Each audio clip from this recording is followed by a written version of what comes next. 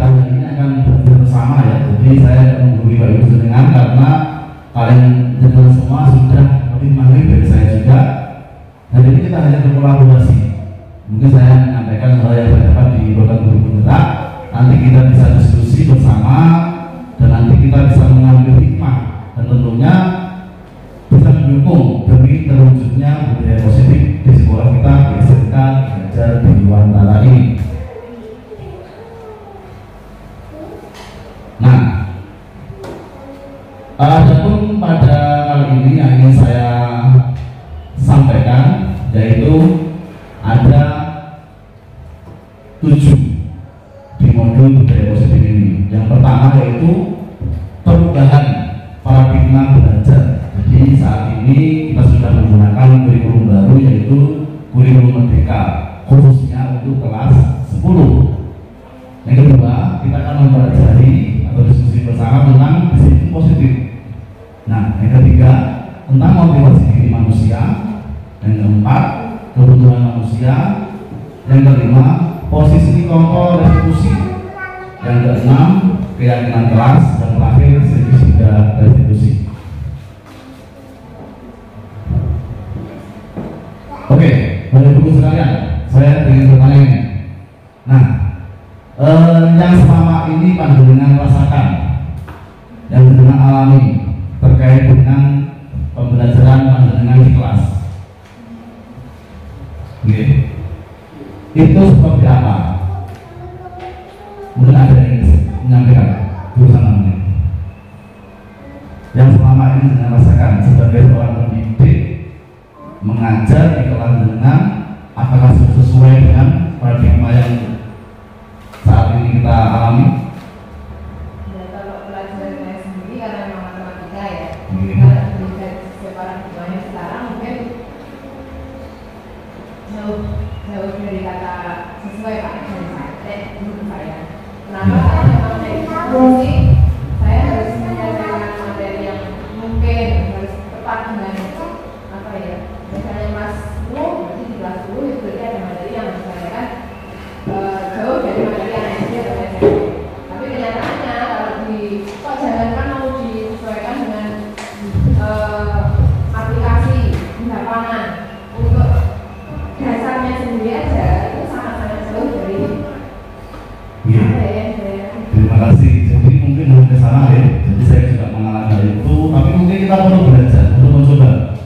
Karena saat ini kita sudah memasuki dunia yang baru. Jadi sekarang kita ada paradigma yang baru seperti ini. Ini pembelajaran dan paradigma baru yaitu dirancang. Ini berdasarkan dengan prinsip pembelajaran yang terdiferensiasi. Sehingga setiap siswa itu belajar sesuai dengan kebutuhan dari tahapan pengembangan untuk mewujudkan apa? Profil pelajar Pancasila. Jadi itu sesuai dengan yang dikembangkan oleh menteri kita Bapak Nadiem Makarim bahwa fokus utama kita adalah menuntut anak untuk mencapai tujuan hidupnya baik secara dirinya sebagai diri sendiri atau sebagai masyarakat. Itu sesuai dengan apa ajaran dari Ki Hajar Dewantara Bapak pendidikan kita. Nah, tentunya setiap anak ini punya kodrat masing-masing, ya kan?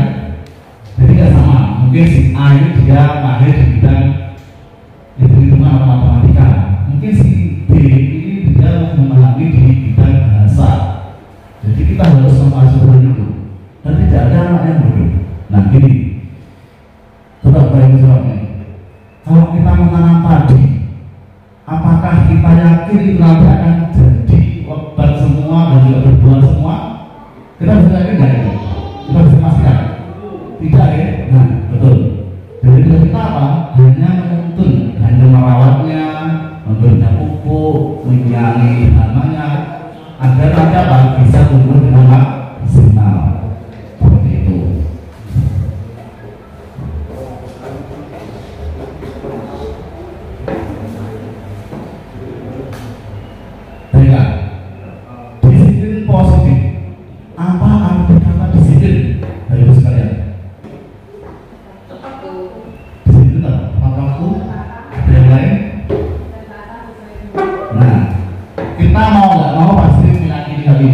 dan di benak kita.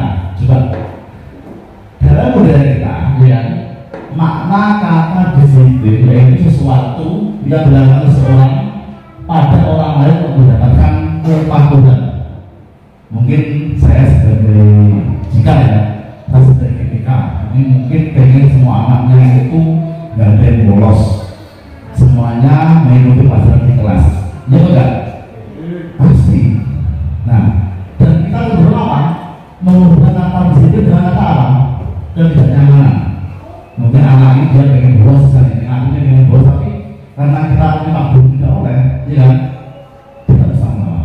Jadi mereka seperti apa? Terpaksa. Itu adalah budaya kita. Ya kan? Saya yakin semua mengalami itu dan juga mengalami itu. Ini yang salah seperti itu.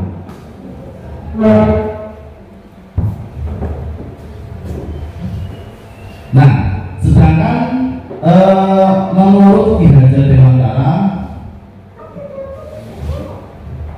seperti ini, menurut Bapak Ki Hajar Dewantara, di mana ada kemerdekaan, peristiwa harus ada disiplin yang kuat.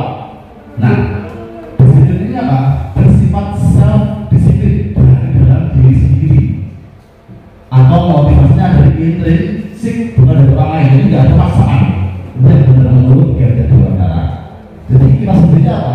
Mewajibkan kita dengan sekelas-kelasnya, tetapi sama saja jika tidak bisa, wajiblah penugasan dari lain yang mewajibkan kita. Jadi tadi dengan tadi dia tidak bisa yakin untuk disiplin, pasti dari gurunya akan memberikan alur disiplin.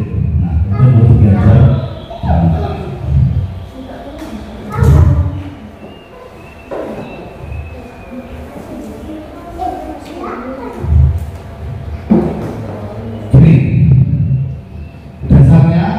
Kalau kita tahu manusia itu ada 5 kebutuhan dasar. Ini sudah jelas dan kita pahami dan kita yakini. Orang itu kalau tidak disiplin pasti ada salah satu kebutuhan yang belum terpenuhi. Misalnya gini, yang pertama kebutuhan bertahan hidup itu apa? Makan, ya, minum, ya kira. Makan, minum, apalagi mungkin hiburan, mungkin healing, ya, dan lain-lain. Karena kebutuhan dari dia itu hal pengen yang dia harus ada. Nah, kadang ada anak yang gara-gara kebutuhan ini belum terpenuhi, dia akan tidak disiplin. Contohnya waktu pelajaran siang ini di selatan, hotel fokus, dia akan malas waktu kali dunia ngomong dah. Jadi ini berikutnya harus memahami hal ini. Yang kedua, kebutuhan kasih sayang. Nah, ini yang penting karena ibu sekalian kita sebagai orang tua, ya, di sini kan sebagai orang tua mereka di sekolah, kita harus berbeda dengan kasih sayang ke semua anak kita dengan hal yang sama dan merasa diterima. Yang ketiga, kebutuhan akan penguasaan. Yang keempat, kebebasan. Jadi mereka mungkin punya rasa bebas. Nah, itu kita mungkin belum tahu beberapa anak yang mungkin pernah sering bolos itu dia mungkin rasanya mereka di sini ya, dia pengen bebas, makanya dia melanggar kedisiplinan. Yang terakhir yaitu kesenangan. Nah, kalau ini pasti semua orang pengen senang, ya. Jadi kita tidak harus apa loh itu sekalian di kelas ini. Jadi jangan hanya kelasnya motor, kita harus ada inovasi, ada pembatalan kita senang. Nah, mungkin itu karena hal itu belum kita penuhi, dia akan tidak disiplin.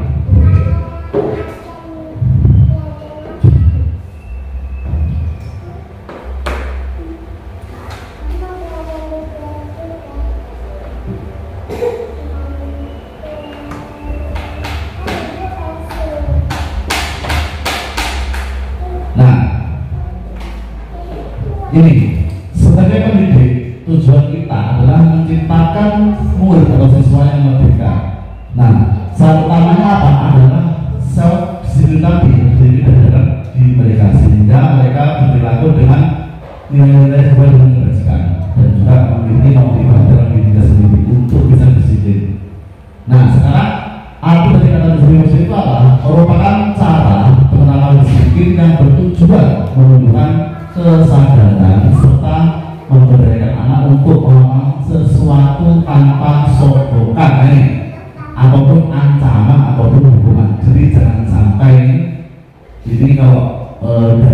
motif lama ya.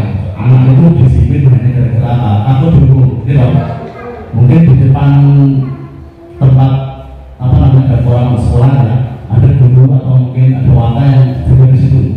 Anak takut, mungkin dia akan apa namanya memberikan motornya dan juga membawa motor dengan senang. Itu karena ada guru di situ. Jika tidak ada gurunya, dia akan gaspol ya untuk beret-beret. Nah itu namanya apa? Mereka disini hanya gara-gara ancaman atau hukuman.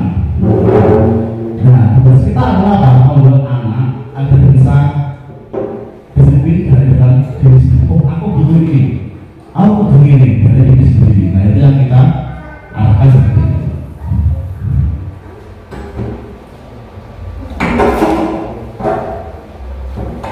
Nah, ini konsep disiplin dengan identitas yang gagal ini yang metode pertama yang selama ini kita gunakan. Jadi saya yakin, saya juga mengalami sendiri, saya juga mengalami ini. Kita membuat disiplin dengan apa? Dengan hukuman. Mungkin itu akan membuat mereka apa? Sakit ya atau menyakitkan, tidak nyaman, mereka akan takut hanya gara-gara ini dan memaksa. Dan menurut saya karena menyembunyikan kesalahan. Nah ini konsep disiplin kita laksanakan selama ini dengan cara hukuman. Yang kedua dengan penghargaan sudah pas ya Bapak sekalian. Jadi kita memberikan hadiah lewat ini karena bersama-sama matematika sekarang cuma kamu itu tidak pas, itu tidak efektif. Karena apa? Akan tidak efektif, merusak hubungan, mematikan kreativitas. Jadi anak yang nggak punya kemampuan itu dia akan takut. Wah, soalnya benci kai, saya kan alas saya. Dia nggak mikir lagi. Nah, yang keempat, menghukum dengan sistem ranking. Makanya ini, dan kita sekarang tidak ada sistem ranking di kelas. Itu akan membuat apa? Yang tinggi semakin sombong, yang kurang mampu akan semakin ke bawah. Nah, makanya kita berusaha dan juga harus bersama-sama bagaimana kita membuat semua sama. Tapi dengan belajar diferensiasi berbagai kebutuhan mereka, karena setiap orang secara tidak sama mampuannya. Dan ini perampas hak menghargai diri. Jadi kita seakan-akan memberi mereka dengan pelajaran itu. Yang benar gimana Pak? Yang benar ini yang masalah seperti ini, yaitu konsep disiplin ada dua yang bagus, tapi yang terbagus dengan eksekusi. Yang konsekuensi ini seperti ada kesepakatan antara siswa dan guru. Ini apa? Berjangka pendek. Ya benar mungkin tidak akan taat, tapi ketika ke depan dia akan lagi akan memulai lagi. Yang kedua, perlu oleh kelanjutan juga ada kehilangan waktu untuk mengulangi kesalahan. Jadi ini namanya konsekuensi. Jadi misalnya gini, mungkin di kelas A yang terlambat nanti menyapu atau mungkin pokoknya dia itu ada konsekuensi atas kesalahan sendiri dan mereka menyatakan diri itu. Nah, yang kedua yang berfungsi namanya revolusi. Ada 3 langkah namanya segitiga revolusi. Ini nanti apa? Kenapa kok dengan sukses? Karena siswa atau murid itu bertanggung jawab untuk belajar sendiri dan fokus untuk memenangkan masalahnya sendiri dengan jangka panjang. Murid pun akan menghormati dirinya dan orang lain dan ada teori kontrol di situ. Dan murid akan bersemangat untuk memperbaiki kesalahannya. Nah ini disiplin dengan hal yang sukses seperti itu. Kita akan bersama-sama nanti setelah bertahap mencobanya. Nah ini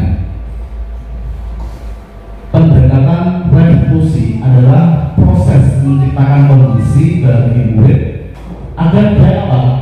Bisa memperbaiki kesalahan mereka sehingga mereka bisa kembali ke tempat mereka dengan karakter yang kuat. Jadi intinya apa toh? Siswa itu kita arahkan, kita hanya mengarahkan agar dia tahu dia itu tidak pas.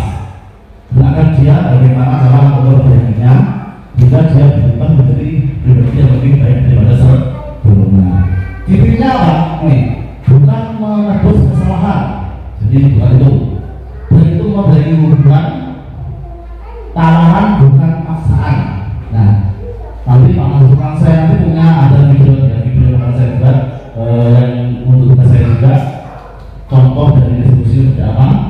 Nah ini, yang keempat, menuntut untuk melihat kehidupan diri agar dia tahu dia itu gak pas dan dia akan berbahagia sendiri.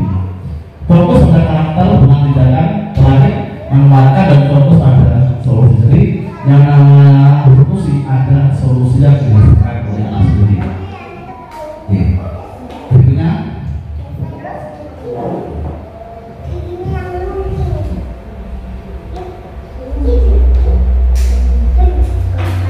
nah, gini, sebagai guru kita ada 5 posisi kontrol restitusi. Ketika kita sebagai pamong kepada mereka, ada 5 hal yang bisa kita lakukan di situ. Terus kita, yang pertama sebagai penghukum. Jadi guru di sini tipenya apa? Dia itu modelnya itu apa-apa jadi dihukum, dihukum. Yang kedua, membuat merasa bersalah. Seakan-akan dia itu membuat anak bagaimana dia merasa bersalah. Apa saya juga pernah hal itu. Yang ketiga, sebagai teman, mungkin santai ya, dia itu menganggap semua pengen rokok, kita sedang kontrol biasanya itu. Yang keempat, memantau, dia memantau, melihat. Yang kedua, yang terakhir sebagai manajer atau pamong. Jadi kita itu mengarahkan, tapi kita nggak memberi solusi, tapi mereka yang mencari solusi sendiri. Itu yang pas. Jadi manajer dengan seperti itu, mengarahkan bagaimana anak seperti ini bisa mencari solusinya dan juga menjadi pribadi yang lebih baik lagi.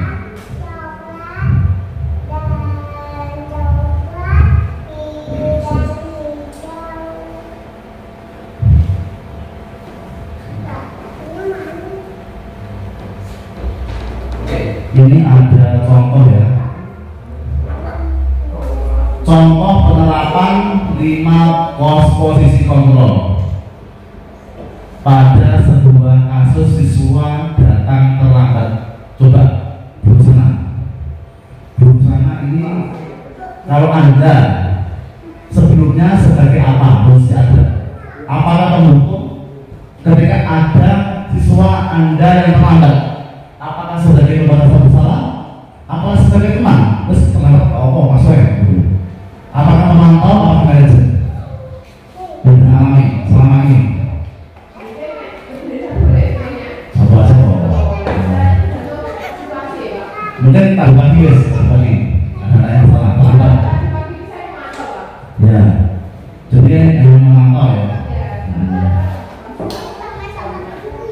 Mungkin kalau Pak Brian, kalau yang jenengan selama ini alami, jika ada selain terlambat, seperti apa yang jenengan lakukan? Biasanya seperti apa?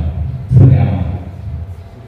Yang pertama pakai surat apa orang kamu mengetahui kesalahan. Itu saya jadi penghukum. Saya setelah ini anak itu harus memilih konsekuensi yang dibuatnya. Jadi gini, benar Pak Brian, yang pertama benar. Jadi kalau seharusnya yang saat ini harus kita pelajari dan kita laksanakan sebagai manajer, tidak musim lagi kita melakukan dana, tidak musim. Dan kalau usung lah itu sudah lama. Karena sekarang kita hanya sebagai manajer. Dan itu apa? Agar membuat anak itu lebih tahu apakah dia paham dari salah, gitu kan? Oh, terlambat. Nah, dihukum hari ini mungkin sudah, besok itu lagi, nggak akan solusi. Tapi kalau kita sebagai manajer, kita baru bisa terapkan dia salah. Jadi apa? Langkahnya dia akan tahu bagaimana cara memperbaiki kesalahan itu, agar dia bisa berubah jadi lebih baik. Nah itu, oke, ini ya contohnya seperti itu. Nah, kira-kira kelas sekarang. Sekarang saya ingin nanya. Di sekolah kita di Bangla ada peraturan sekolah, ya kan? Nah, kita tahu ada di buku SD, ada di buku siswaan, juga ada di BK, juga ada di setiap kelas, ya kan? Peraturan kelas. Seperti tidak boleh merokok di sekolah, tidak boleh bawa kolok, tidak boleh main HP saat pelajaran,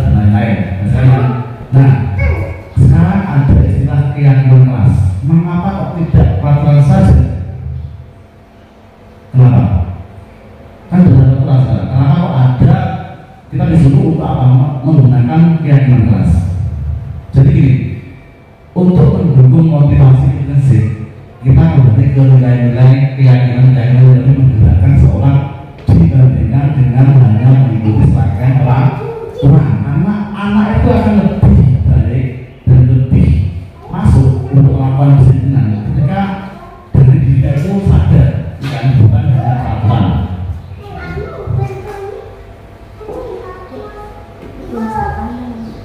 Nah, inilah posisi dari peraturan kelas. Ya, seperti ini di tengah hasil. Nah, kira-kira kelas dibuat luasnya, lebih luas skopnya. Dan setelah nanti ada yang kelas itu akan membuat lingkungan yang positif, karena semua kelas dalam musik kan. Nah, setelah itu dengan semua akan adanya namanya budaya positif. Bisa belajar pada hal yang baik, gunakan budaya yang buruk tanpa kita harus menghukum mereka dan juga menghukum mereka. Nah, itu.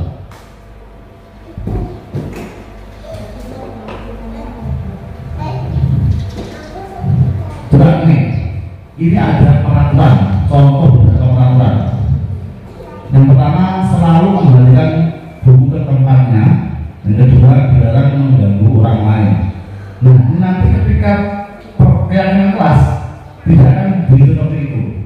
Berapa punya ini? Nah, ini.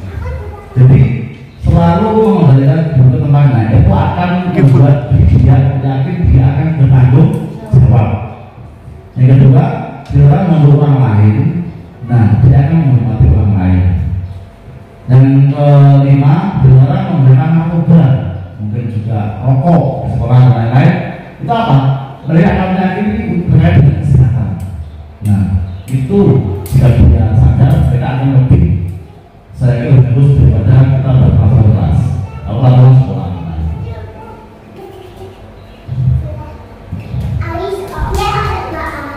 Nah, ini keyakinan kelas ya. Jadi keyakinan kelas nanti dibuat, ini bisa kita terapkan di kelas masing-masing. Kelas nanti bisa membuat keyakinan kelas. Juga lebih bersifat abstrak ya daripada peraturan. Hendaknya tidak banyak-banyak hingga mudah diingat dan dipahami oleh wali kelas. Dan semua wali kelas itu berkontribusi membuat keyakinan kelas. Jadi bukan wali kelas yang buat. Jadi kita hanya membuat dan mereka untuk membuat atau mengutarakan apa yang bisa mereka yakini. Tapi seperti kesehatan, tanggung jawab. Nah, meliputi hal tadi. Dan ini apa? Keyakinan kelas itu bisa ditinjau kembali jika kurang tepat. Misalnya, saat seperti ini ada beberapa hal yang lepas dan sekolah diberi misalnya itu keyakinan kelas. Nah, untuk prosedur pembuatan keyakinan kelas seperti ini ya, ini saya akan menuju ya langkah-langkahnya, yaitu mempersilakan semua warga.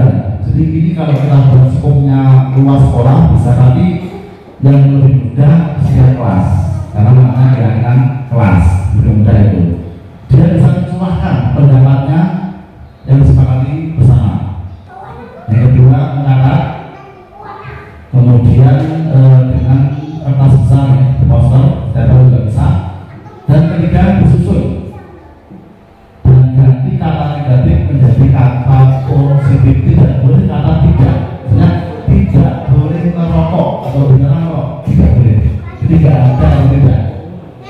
Jagalah kesehatan. Nah, pokoknya hal-hal yang positif. Jangan hal-hal yang negatif. Karena otak kita kalau dikasih tahu tidak, dia akan mencari, akan melakukan itu. Tidak. Misalnya tidak boleh membuka situs porno. Anak akan membuka situs porno karena otaknya berarti itu. Otaknya tidak bisa bedakan tidak. Dia akan mencari tahu hal itu. Penasaran gitu. Nah, betul ya. Jadi jangan mengatakan dari semua harus positif katanya itu. Tidak kembali, kemudian juga tidak ulang yang kelas dan bersama-sama. Setelah dibuat, maka warga kelas atau sekolah bisa meninjau ulang dan menyetujuinya. Letakkan di dinding, nanti setelah jadi akan ditanda di dinding setiap masing-masing kelas.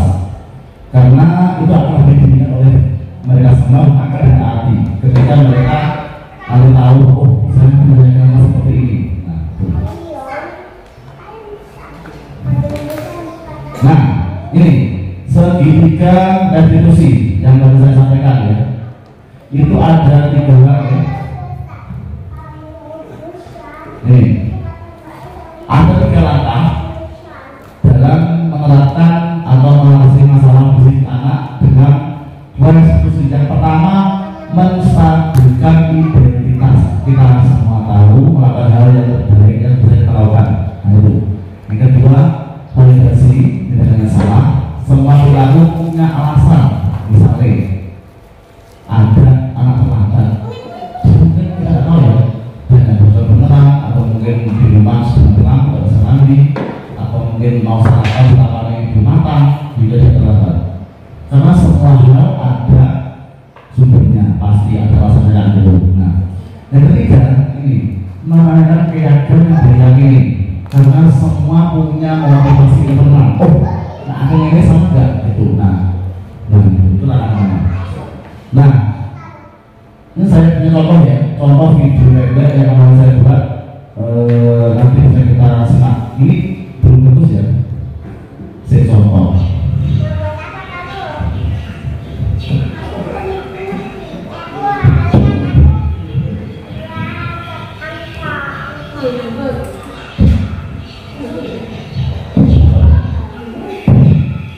Berusaha mana?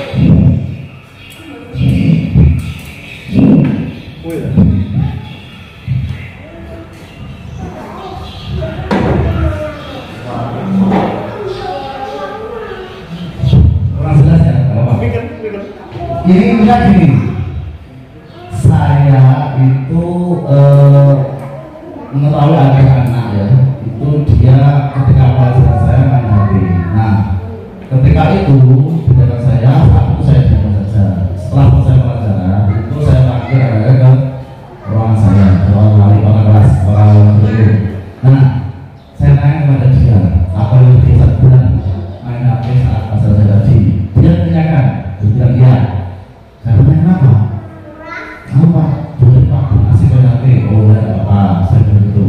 Nah, kemudian saya coba agar dia sadar kalau dia salah. Apa kamu tahu nggak? Ketika kamu main HP itu suaranya berbentuk teman sebelah kamu. Kamu jadi nggak fokus karena kamu main HP. Dia pun jadi bilang dia salah tahu, dia salah, ya kan? Nah, jadi saya apa? Coba sekarang bagaimana dengan Mas kita? Dia bilang ketika Mas beri main HP Pak, dan kita tidak. Ketika Mas harus fokus, gitu. Jadi akhirnya dia tahu bahwa dia tidak boleh main HP ketika pelajaran. Makanya dia langsung membuat sebuah keyakinan bahwa dia akan memberikan salahnya dan dia akan main HP lagi ketika pelajaran. Nah, itu kecuali HP digunakan untuk sumber belajar, itu kecuali. Tapi kalau tidak ada itu tidak akan main HP. Itu ya, ini tidak boleh soalnya. Mikan Pak.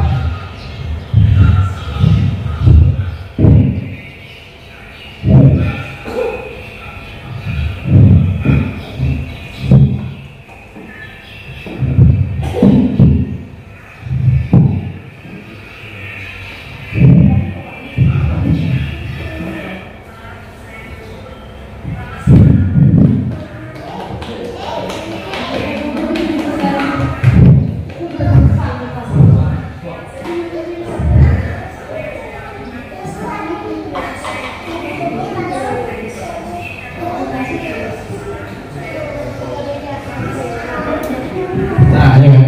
Jadi dia hanya saya bimbing, saya nggak suruh dia tadi, saya nggak solusi. Jadi dia langsung mengatakan, oh saya ini gini Pak, saya minta maaf kepada saya, dan saya akan tidak akan menghadapi lagi ketika pelajaran. Oke. Yang kedua ini, ada kasus itu anak penambang, dan ketika masuk ke sekolah, dia masih ke sekolah ya, modal ini bisa dibalik ya.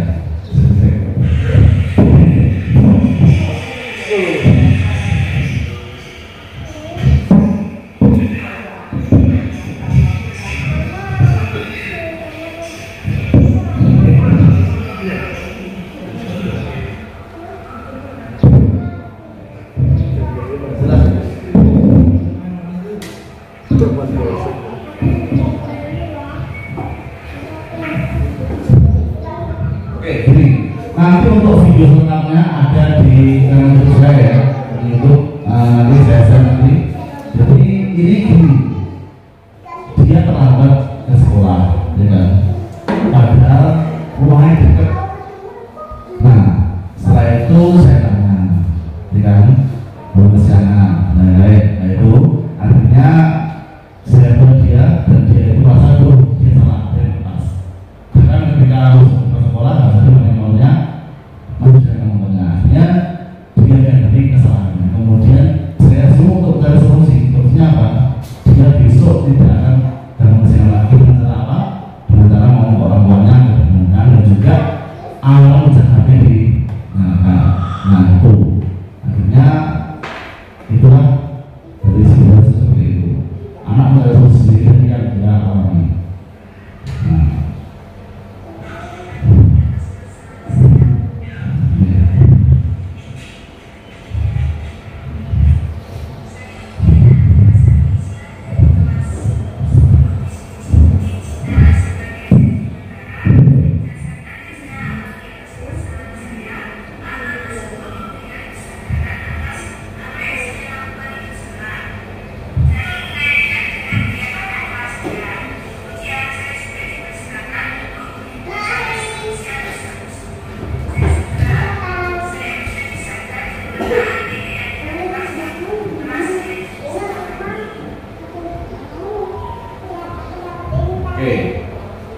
Ini terakhir ya bicaranya. Jadi segala hal yang saya sampaikan tadi itu merupakan satu cakupan dalam namanya disiplin positif. Ada teori kontrol, jadi kan ada kata disiplin, teori motivasi, nilai kebajikan, keyakinan kelas, ada 5 posisi kontrol, dan kita terakhir apa? Segitiga revolusi. Jadi semuanya tercakup. Dan nanti jika semua terlaksana dengan baik, akan tercipta budaya positif di lingkungan sekolah SMK Ki Hajar Dewantara. Dan saya yakin hal ini jika saya mau tidak di sekolah kita di Dewantara ada peraturan sekolah, ya kan?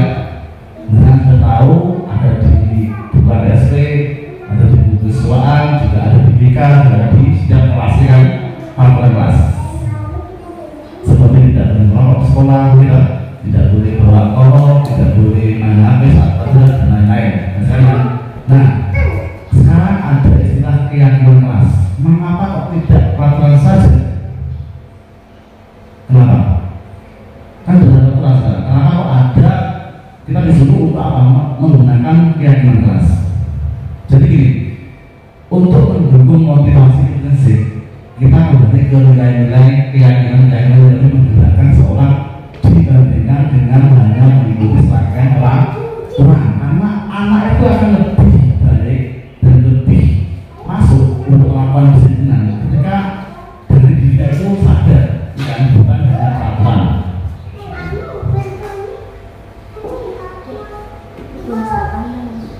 Nah inilah posisi dari peraturan kelas, ya, seperti ini di tengah hasil. Nah, kira-kira kelas di bulan warna lebih luas skopnya, dan setelah nanti ada yang kelas itu akan membuat lingkungan yang positif, karena semua kelas sudah positif kan. Nah, setelah itu dengan semua akan adanya namanya budaya positif. Bisa sadar bahwa hal yang baik akan menjadi hal yang buruk tanpa kita harus menghukum mereka dan juga menghukum mereka. Nah, itu.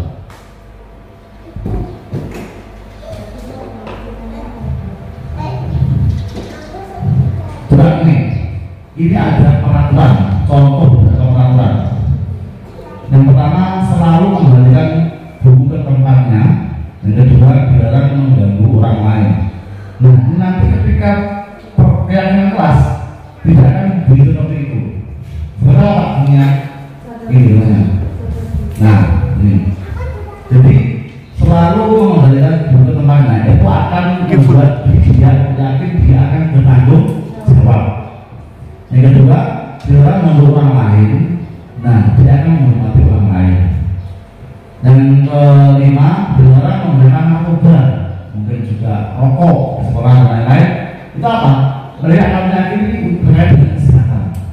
Nah, itu jika dia sadar, mereka akan lebih, saya kira bagus daripada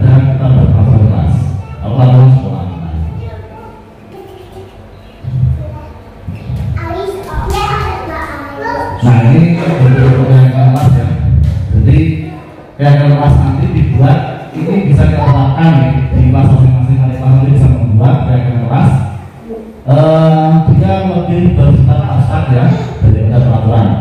Hendaknya tidak banyak-banyak hingga mudah diingat dan dipahami oleh wali kelas.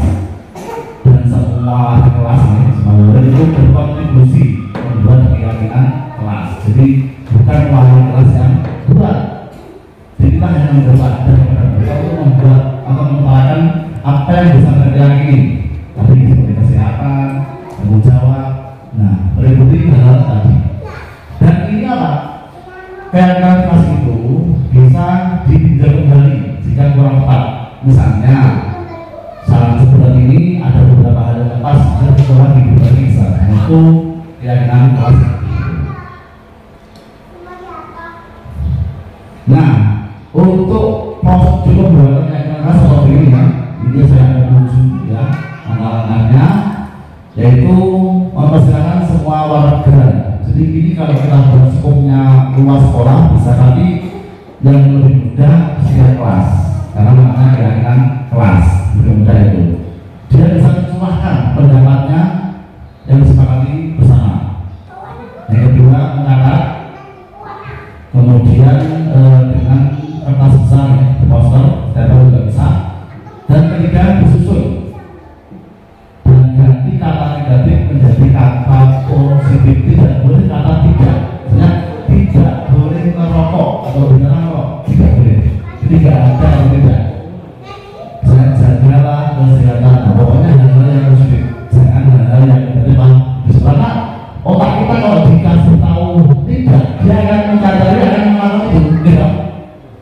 Misalnya tidak boleh membuka situs porno. Anak akan membuka situs porno karena otak kita berarti itu. Otak kita tidak bisa bilang tidak. Dia akan mencari tahu hal itu. Perasaan gitu. Nah, betul ya. Jadi jangan mengatakan dari semua harus positif katanya itu. Tidak kembali, kemudian juga tidak ulang yang kelas secara bersama-sama. Setelah dibuat, maka warga kelas atau sekolah bisa meninjau ulang dan menyetujuinya. Letakkan di dinding, itu nanti setelah jadi akan ditanda di dinding setiap masing-masing kelas. Karena itu akan diberikan oleh mereka semua akan ditaati ketika mereka harus tahu, oh saya menjaga seperti ini.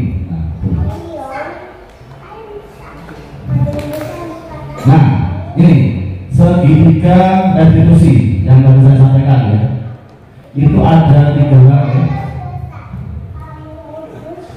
Ini ada 3 langkah dalam menerapkan atau mengatasi masalah fisik anak dengan restitusi. Yang pertama, menstabilkan identitas. Kita semua tahu melakukan hal yang terbaik yang bisa kita lakukan. Nah itu. Yang kedua, validasi dengan salah. Semua perilaku punya alasan. Misalnya ada anak terlambat, mungkin kita tidak tahu ya, dengan bocor beneran, atau mungkin di rumah sedang berlaku tidak bisa mandi, atau mungkin mau sarapan setelah di matang juga tidak terlambat. Karena semua hal ada sumbernya, pasti ada alasannya dulu. Nah, yang ketiga ini menanyakan keyakinan yang diyakini. Karena semua punya motivasi internal. Oh, nah akhirnya ini sama enggak? Itu, nah itulah namanya. Nah, ini saya punya contoh ya, contoh video pendek yang akan saya buat. Nanti bisa kita simak. Ini belum putus ya. Saya contoh.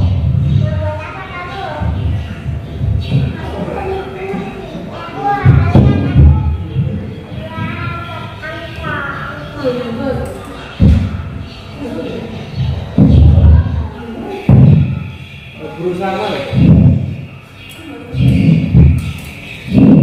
Oh iya.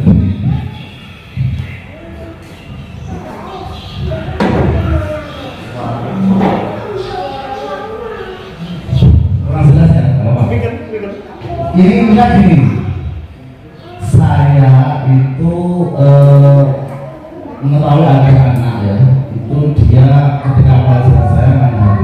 Nah, ketika itu di belakang saya, aku saya jaga saja. Setelah selesai pelajaran, itu saya panggil anak-anak ke ruangan saya, ruangan wali, ruangan kelas, ruangan guru. Nah, saya tanya kepada dia,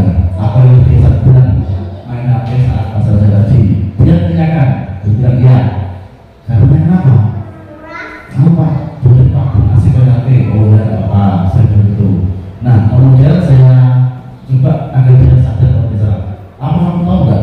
Ketika kamu main HP itu suara bantu teman sebelah kamu. Kamu jadi nggak fokus karena kamu main HP. Dia pun jadi bilang dia salah tahu, dia salah, ya kan? Nah, jadi saya apa? Coba sekarang bagaimana dengan Mas kita? Dia bilang ketika Mas betul main HP Pak, dan kita tidak. Ketika Mas harus fokus, gitu. Jadi akhirnya dia tahu bahwa dia tidak boleh main HP ketika kelas sedang. Makanya dia langsung membuat sebuah keyakinan bahwa dia akan membayar salahnya dan dia tidak akan main HP lagi ketika pelajaran. Nah, itu kecuali HP digunakan untuk sumber belajar, itu kecuali. Tapi kalau tidak ada alasan itu dia akan main HP. Itu ya, ini tidak perlu soalnya. Miken Pak.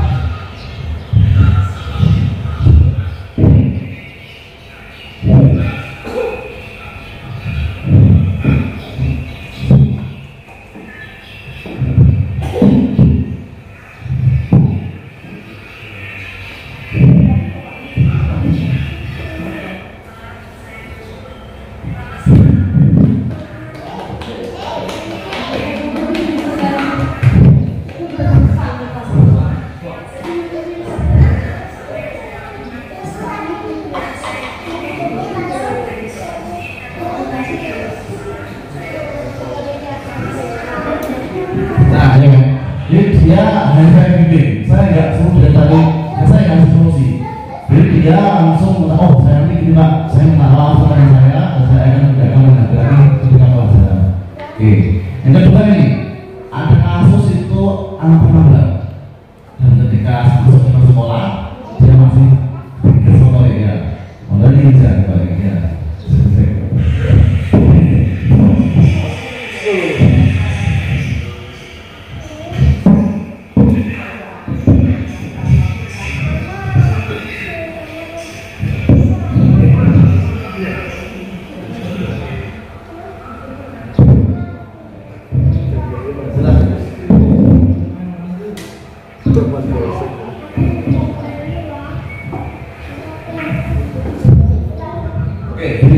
Nanti untuk video lengkapnya ada di channel YouTube saya ya, di YouTube nanti saya share nanti. Jadi ini gini, dia terlambat ke sekolah, ya kan? Padahal rumahnya dekat. Nah, setelah itu saya tanya, ya kan? Belum kesiangan, nah itu akhirnya saya buat dia dan dia itu merasa tuh dia salah, dia lepas. Karena ketika harus ke sekolah harus ada yang maunya. Masih dengan ngomongnya, akhirnya dia dari kesalahannya. Kemudian saya suruh untuk cari solusi. Solusinya apa? Dia besok tidak akan dalam kesiangan lagi dengan cara apa? Dengan cara ngomong ke orang tuanya, dan juga awal menjaga diri. Nah itu akhirnya itulah dari situasi seperti itu. Anak mencari solusi sendiri yang dia alami.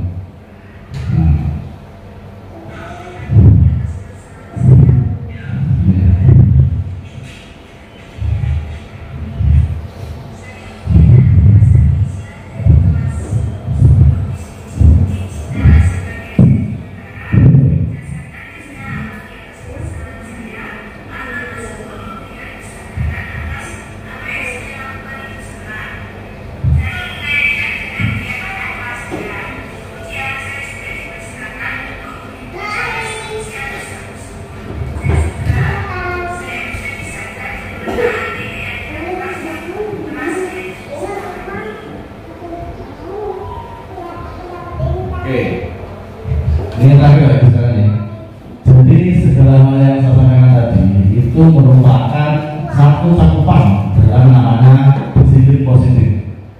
Ada teori kontrol, jadi kan ada disiplin, teori motivasi, nilai kebajikan, kegiatan kelas, ada 5 posisi kontrol, dan kita terakhir apa? Segitiga revolusi. Jadi semuanya tercakup. Dan nanti jika semua terlaksana dengan baik, akan tercipta budaya positif di lingkungan sekolah SMK Ki Hajar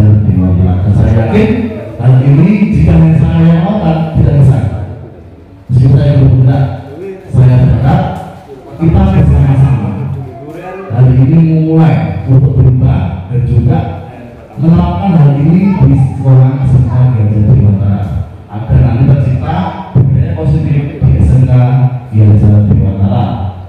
Telah dirasa ini dengan penerapan disiplin positif, hendaknya guru memiliki standar kepribadian profesional, sosial yang baik, di mana guru mampu berefleksi pada posisi kontrolnya saat ini, bagaimana pasangannya sebagai seorang manajer atau amon atau pamon yang mengelola murid-murid menjadi insan yang mandiri, merdeka dan bertanggung jawab.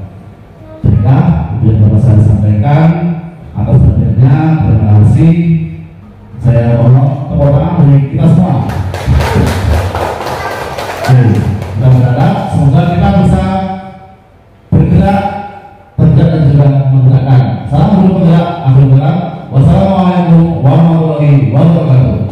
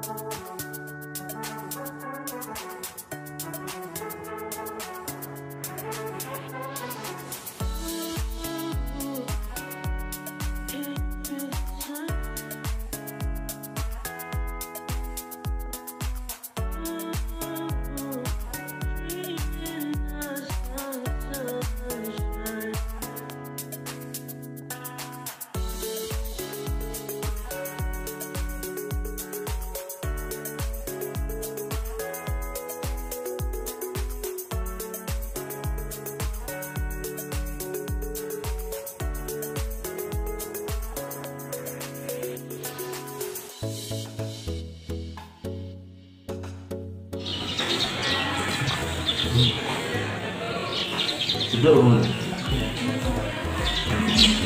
Nah Bunga, tadi Bapak lihat kamu waktu bersaudara saya main HP ya tadi. Iya Pak. Nah kenapa kamu main HP? Padahal kamu tahu kebersihan pembelajaran bahasa ini seperti apa.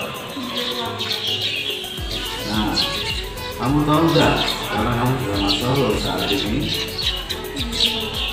Nah hari ini kita sebenarnya kamu bukan mencari sekolah, tapi kita akan mencari gimana nanti solusinya. Nah jadi Bapak lihat kamu sangat enjoy ya dari main HP. Nah terlepas dari itu semua, apakah kamu tahu bahwa yang kamu lakukan itu merupakan orang lain loh? Karena pengguna terganggu oleh suaranya, ya kan? Ingat nggak waktu kemarin Bapak ngasih mul ke kelas kamu, kita punya kesepakatan apa kemarin? Berikan coba.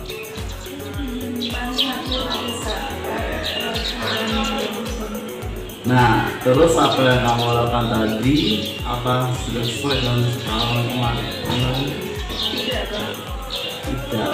Nah, bukankah kemarin kita buat itu untuk kita sepakati dan kita laksanakan?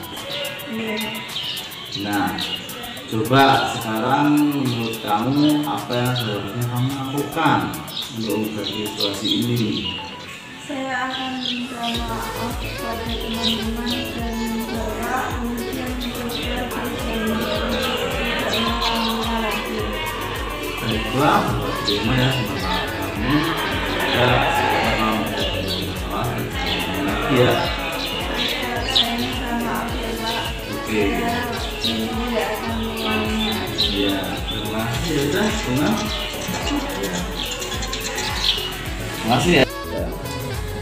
Nama saya Bunga Citra Lestari, saya kelas 10 Bisnis Digital. Atas tindakan yang saya lakukan, Pak Ahmad Nasimul Falah memberikan saya kesadaran atas apa yang saya lakukan itu salah. Dan saya dibimbing untuk bisa mencari solusi dan memperbaiki atas kesalahan saya tersebut. Terima kasih Pak Ahmad Nasimul Falah. Berarti ya. Gitu ya.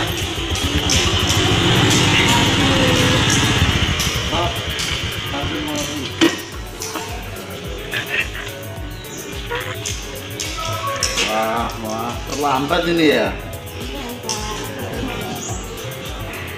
Siapa namanya?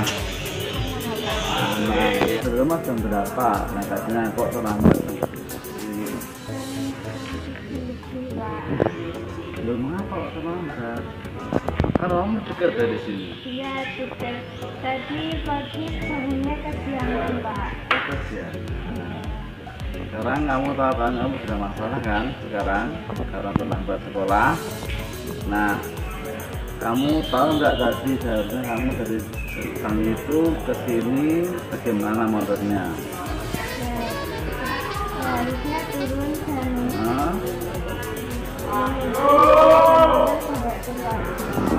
Nah, itu kan tahu. Nah, sekarang kira-kira menurut kamu kira-kira apa yang menurut kamu meningkatkan? Hargai diri sendiri dan menghormati keputusan sendiri. Setuju, apa kamu yakin hal itu? Nah, lalu bagaimana? Apa kamu bersedia untuk membagi kesalahan kamu ini? Iya Pak. Bagaimana caranya nanti? Besok saya akan bangun lebih pagi agar tidak terlambat lagi Pak. Apakah hanya itu? Ada yang lain enggak? Setibanya di sekolah, saya akan turun dan menuntun sepeda motor sampai ke parkiran Pak. Nah, baiklah, sekarang kamu letakkan motor kamu ini ke parkiran ya, dan kamu masuk kelas dengan hati-hati ya. Terima kasih ya. Pak.